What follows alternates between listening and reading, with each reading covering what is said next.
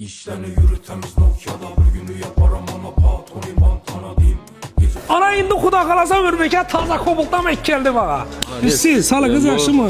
Gördünüz axı özgərişləri gördünüz. Azəm məsələn video davamında göstərtəmiz. Naqlanma elan etəsiz. Qaçan şərtnamə açıladı. Bunu elan etəsiz. Xudo qalasa xalqımız kütüb qaldı. Sizə kütkən Kobolt avtomaşinası Xudo qalasa Xarəzm boyunca ən birinci ləbdən olub Xarəzm avtotek xidmət salonuna gəldi. Bemalol gəlib görüb üstündə pulunu töləsəyiz boladı buratla. Doğru mu? Sağ ol. Əsəb bir qatar abzor ötəmiz ağa. Qaysından başımız? Bundan başımız mı? Midnight'tan başımız, Midnight'tan. Midnight'tan başlayırız. Baxası 165 milyon 200 min son bağlı baxlasa 3-cü noyabr günü şərtnamə açamız. Gəlib bemalol turoqlarını qılışlarınız mümkün. Bunun Malibu'dan ikən cayı yok buratım. Arkayın bolar əsir. Basın. Hol, display monitor i multimedyasında özgərişlər var. Silinada podograf. Sidirələrim qısa don buldu bu qalasa. Abunu açılar şöyləndən etibarət əslər. Örnəkən bunu motor qismində yeni aytır. Yakın canlarından birisi şu datçik qoyulğan buna. Yəni rast speed olanı düz duradı bu. Avtomobilin ritmini rıtılda düşüb belədi. Yəni katta eləsanızlar, tez eləsanızlar üçün düşüb belədi.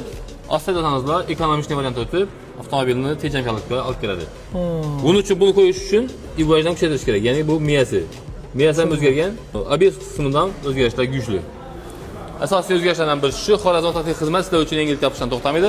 Birincilərdən olub bizdən avtosonuna yetib gəldi maşın. Xuda xalası, abunə açılar gör tutsa, Kobolt avtomaşinalarını sizə indi üstündə görəsdə, sizlərə yakadon bolsa, Xuda xalasa şərtnamanı alasda, 3-cü hissədə açıladon oldu mu neçəməsi? Style variantına baxası 156 milyon 100 min son, Minnet variantına baxası 165 milyon 200 min son bağlıdır.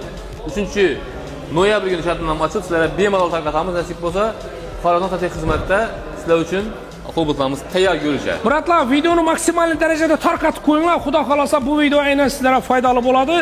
Nə deyimiz, qalğan məlumatları salonumuza gəlsənizdən Xuda xalasa ballarını üzərinə yetirə verədi. Əsəb videonun tarqatışı yazdan çıxmasın, like, kommentara, podpiskəm yazdan çıxmasın. Salamət Sağ olun. olasın.